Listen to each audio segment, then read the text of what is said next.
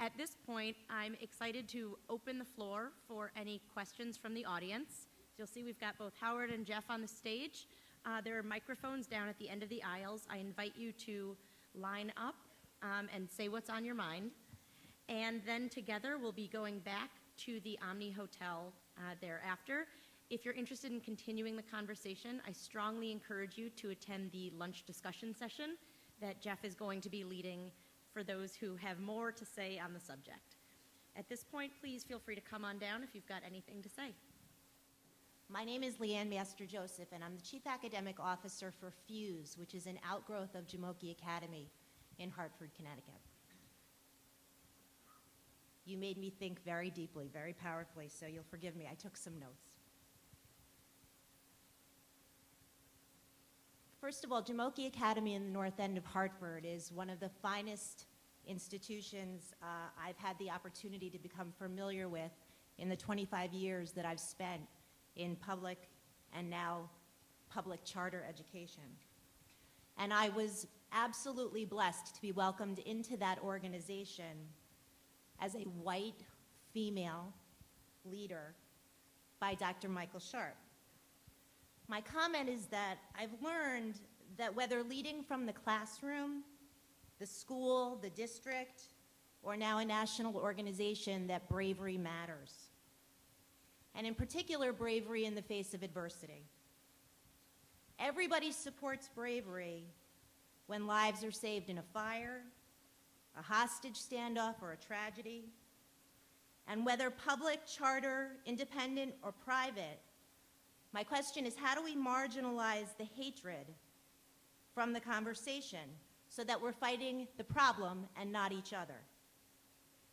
I don't look like those I serve now. I did for a long time, but I serve. Children and families who don't look like me, who didn't experience the educational neglect that I experienced in the wealthy suburbs of New York City, are not shocked when I show up in their homes on Vine Street in North Hartford at night. My glass is half full. I want to lead, and I want to be brave. I don't have any biological children of my own, but if I did, they would wear the Jamoke uniform. I want to lead, and I want to lead with both of you, and I thank you in advance for allowing me to do so. Thank you.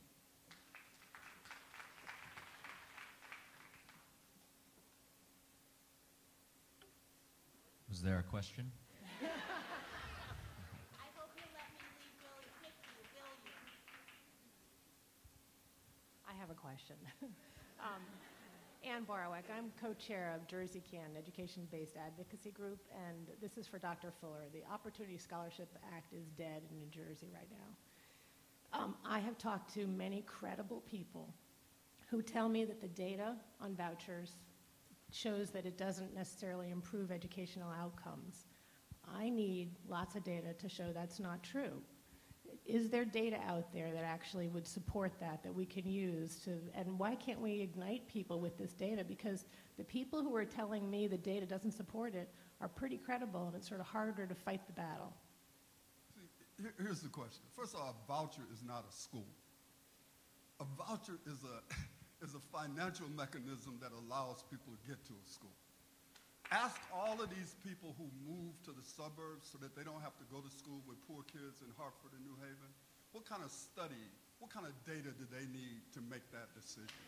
What kind of data do you need to make the decision? This school is not educating kids. I want access to some place that will. See, what I'm saying is, this is where the hypocrisy comes. Because what people do is, they're making choices for their children. Then when it comes to poor kids, I need to find the data. I need to find the study. And then you know that if a study comes out, the other side gonna present a study that say that study is not a real study and it had the wrong, and you're gonna be in the study for the next 30 years. We're gonna lose another generation of kids while we're engaged in all of these scholarly studies. Here's my point. If you come to Milwaukee, I can show you some great schools that were developed because the voucher exists. I can show you some terrible schools that exist because the voucher exists. Charter schools, traditional public schools, private schools, there's nothing in particular that makes them great because of the label that's on the school. The issue for vouchers and opportunity scholarships is to give people the opportunity to make a choice. When you have the opportunity to make a choice, the places that you choose are not always going to be great places. And this is where I get into trouble with some of my voucher supporters. Because I believe we need accountability on the private side. I believe that we need to have barriers to entry on the private side so that you don't have people creating crappy schools from day one. Then what we need to do is to give people the power to choose. And the last thing I'll say is, nobody who currently has choice will give it up. None of the people who currently have it will give it up, and they don't care what kind of data exists. Because what they understand is the power to choose is a value in itself. And if you're not, and that's all I can say. And I can produce studies. I mean, there's all kinds of studies out there that show kids going to college, that show these kids were saved. They would never been saved if it had not been for the program. This is not ultimately a struggle over studies. This is a struggle over who controls the flow and the distribution of the money. And for all of my progressive friends who at one point in history used to be against the bureaucracy, I still got in my basement a sign that says, power to the people. Tell me what greater power can you give to the people than to give them some control over some money. And one of the problems you have is a lot of my anti-bureaucratic progressive friends who used to be for empowering the people, they are now the bureaucracy. And they're no longer interested in empowering the people. Tell them that when they ask you for a study.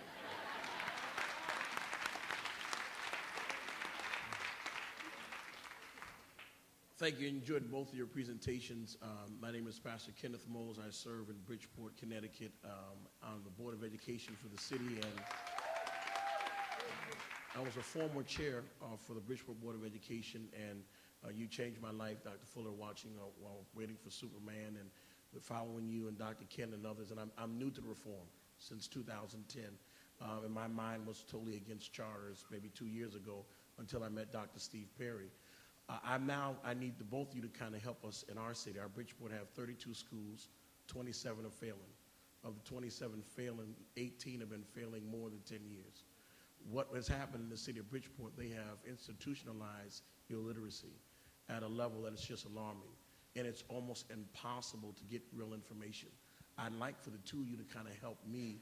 How do we, at the grassroots level, empower parents with more information against a well-financed, well-organized union who is making too much money to end the success or failure? Emphasis, the success of it, because they still keep getting funded, they still have the schools, they still have the power. How do we empower parents in a strong grassroots way, in a meaningful way, to fight against a union who really has the structure and the apparatus? And I've seen it in our city many ways, up to the point where they took over Parent Center and a previous election. What more could we do, advocates for children for choice, to make sure we can mobilize better as it relates to what's happening with our unions?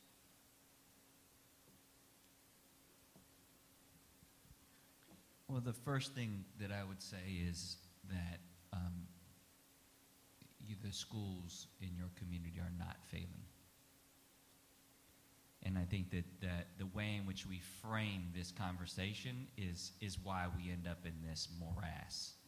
Okay? And the reason I say they're not failing is because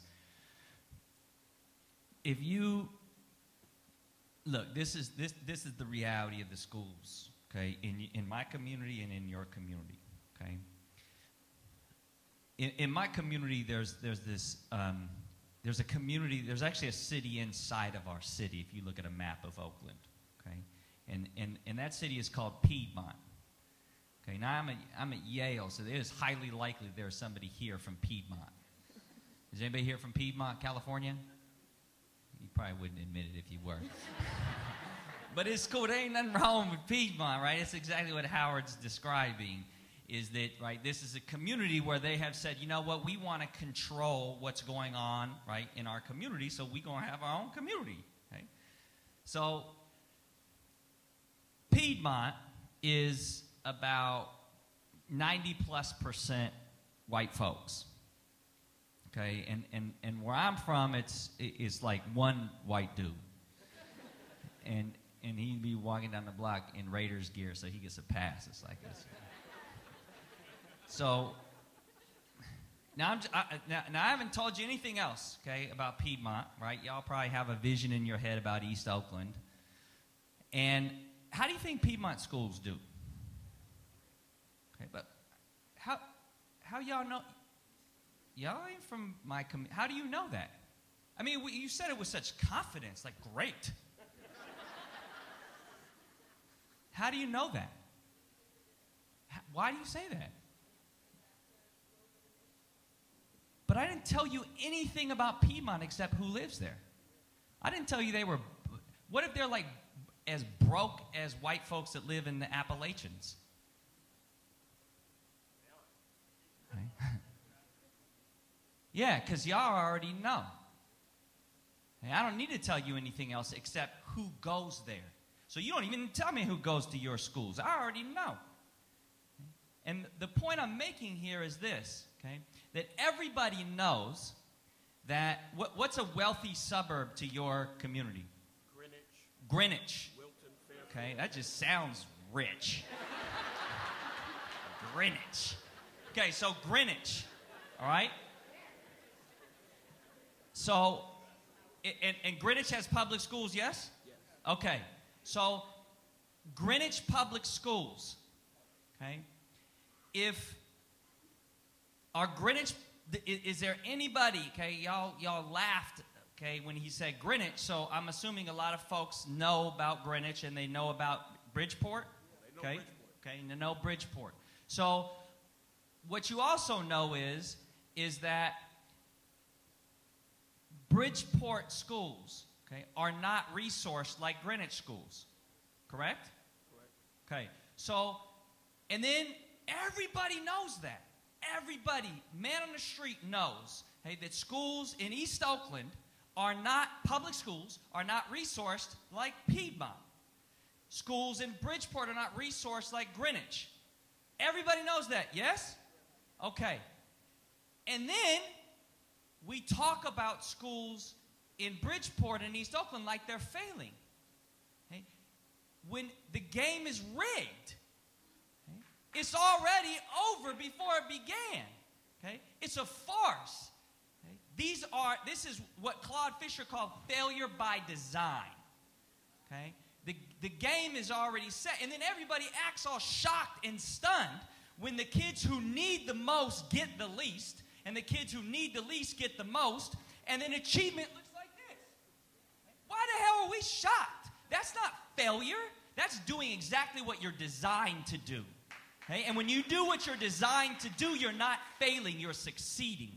Okay? So my position has been that schools in my community are actually succeeding. Now, if you take that framework, okay, that these schools are designed to fail my sons, okay, then the way in which we come at the problem is fundamentally different. Then it's not, now we're tweaking around the edges. Now it's not, what are we going to do with the, now it's a fundamental rethink. Okay? How are we going to create schools for our children that are about freedom and autonomy and justice? I've been teaching in East Oakland for 21 years, and not one day of my career have I been evaluated on those three things. Okay? So it's clear to me what the paradigm is that we've set up. I've been evaluated on my capacity to be compliant with a system that is set up to fail my own people. Okay? So if we're not willing to do a fundamental rethink, okay, then we'll keep playing this game about how do we turn failing schools around. Okay? You can't, bruh. Okay? You can't. And this is why. Let's say you get what you want. Let's say all the schools in Bridgeport are suddenly performing like schools in Greenwich. Let's just say that happens. Where are those kids going to go to college? They're not building more colleges. They're not building more universities. So where are they going to go? Is it really our belief that if we turn schools around in Bridgeport, that those kids will take the seats at these universities from the kids from Greenwich? Do I really believe, okay, that if we turn things around in East Oakland, that suddenly Piedmont kids are not going to be going to college anymore? We're in a bit of a conundrum here. We don't have the space in this country for all our kids to succeed. Failure's built into our school system. So if some kids are going to fail, who you think those kids are going to be? Rich white kids from Greenwich and Piedmont? Please. So we've got a paradigm problem, okay, that I don't have an easy resolution for, but that's the conversation that I feel like we need to start having. Because even if we create what in our wildest dreams we say we want to create, we don't have any space in this society for those kids to actually matriculate on forward. Okay? We're in a zero-sum game right now. Okay? And so if we're not willing to really unpack that, okay, and understand that I'm caught in this, right, in this duplicity.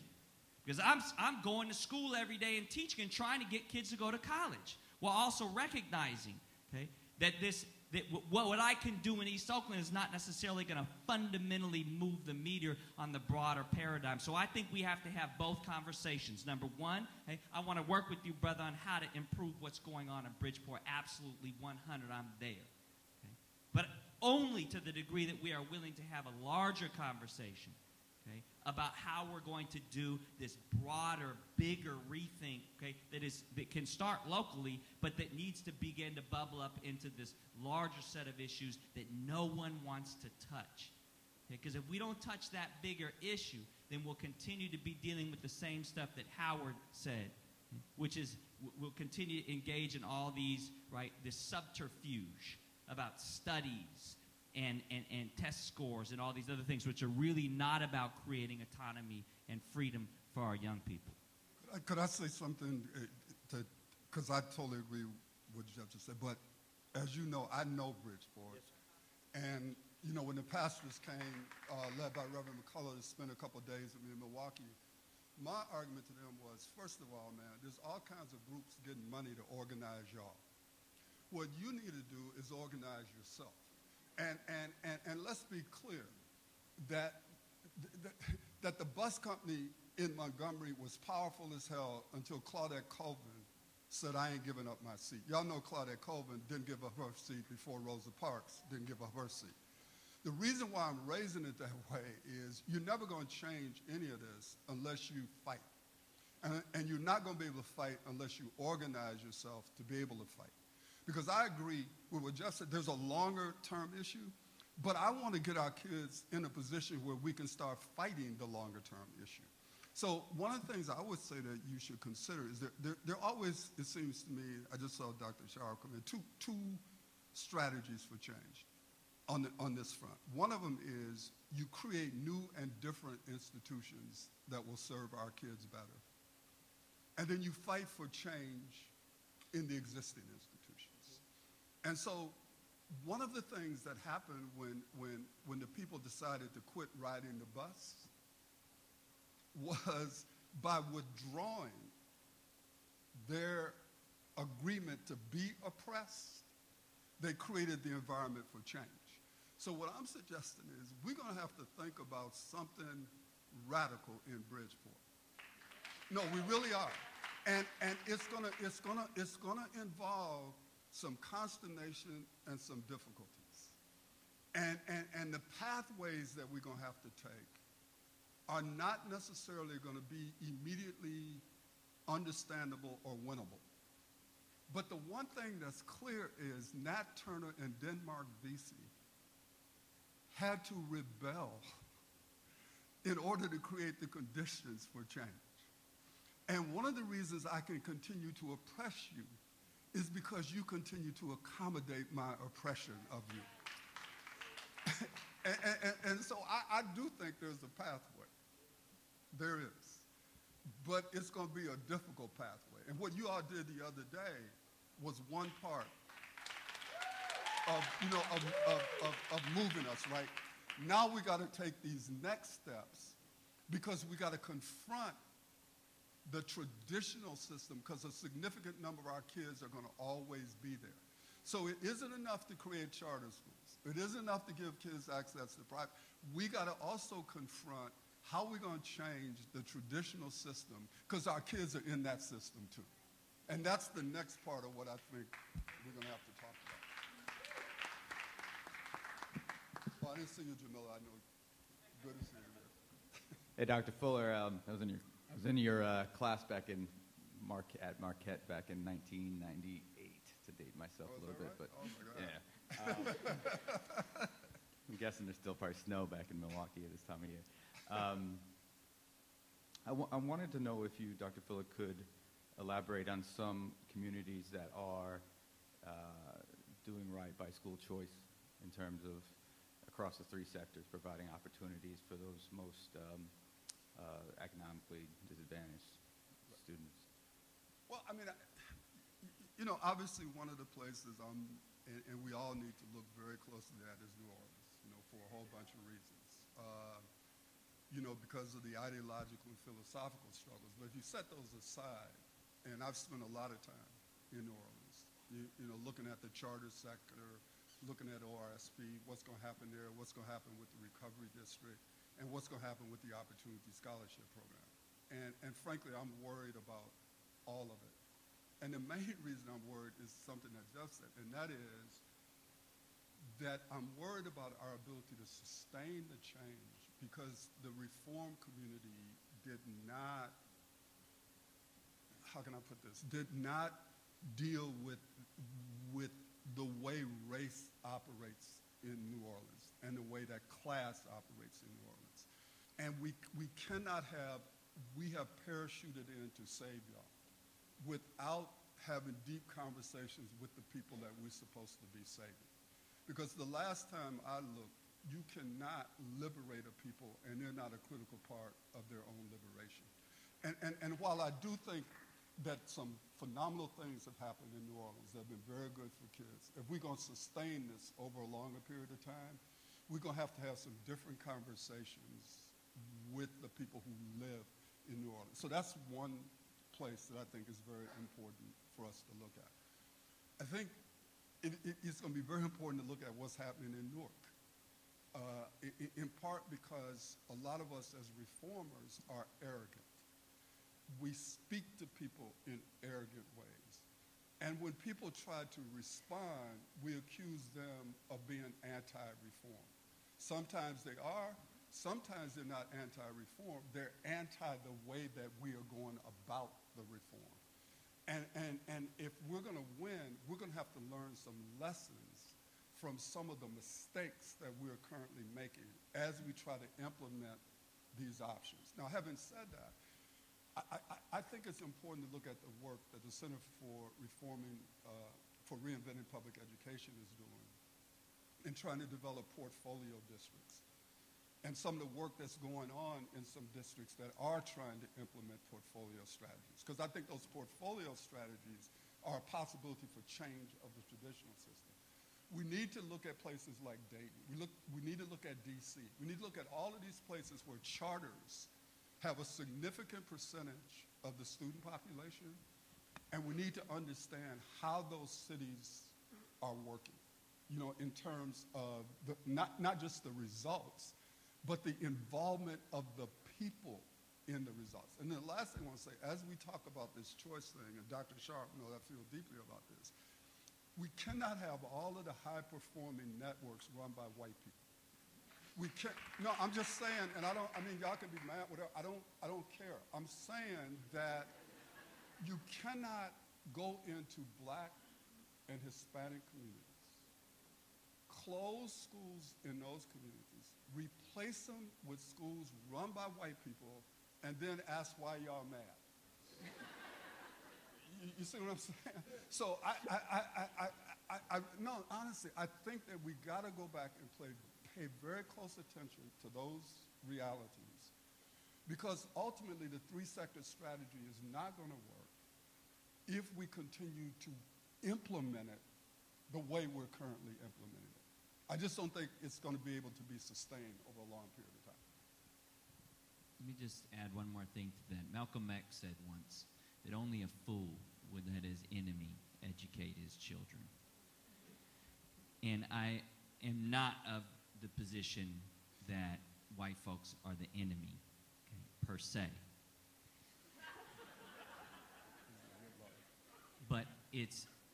But the paradigm, okay, operates enemy-like. When the paradigm is about trying to make me and my sons like you, instead of, right, starting with my sons about them being like them first, okay, knowledge of self. I come from an ethnic studies paradigm, okay, but before an ethnic studies paradigm, right, I come from an indigenous Mayan and Mexica paradigm, okay, where it always began with in Lakesh, okay, the Mayan principle that we taught all of our children, okay, and the concept of in Lakesh, okay, is the story about the smoking mirror, right, and understanding that every living being you come across is a smoking mirror. That's not the question. The question is whether or not you have the courage, the character, and the commitment to clear the smoke away, because if you do, what will you see? You will see self, okay? The Spaniards, when they tried to colonize my people, right, were so impressed with this concept that they adopted it into Spanish, and now, right, you hear in Spanish people talk about tú eres mi otro yo, right? You are my other self, okay? And it's that is the part of the paradigm that's most troubling, okay? Is that now, okay, our kids are being asked to reflect back this image that is not them, that's not their history, that's not who they come from, okay? And because of that, then that's enemy-like when you start asking me, okay, to be something that I'm not instead of really valuing who I am, all right? And that's what Malcolm was saying, okay, is that anybody, right, who asks you to become something other than what you are, right, your own, okay, self, okay, that's a problem. That teaches, this is how we've got our young people pulling triggers on each other, right, because they have so little self-love, okay, that when they look at casts that look just like them, right, they see no value in them, right? So for me, right, if your network, if your school is about that knowledge of self, self-love,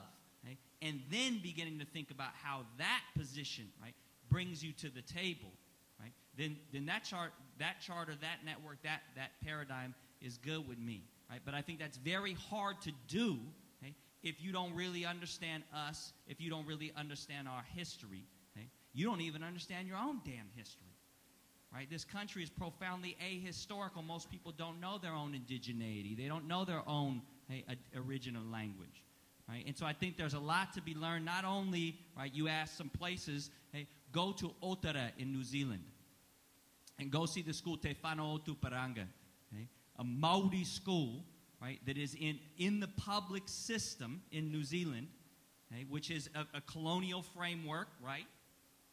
Right? Europeans stole land, right? Stole all that, right? And Te Whanau Tuparanga is a great example of a public school, okay, that has reclaimed the education of their children, okay, where their paradigm is you are Maori first, okay? And once you understand what it means to be Maori, right, then you can sit at the table with total clarity about equity and equality in the conversation. And that's what I'd like to see, okay, in schools, East Oakland, Bridgeport, wherever.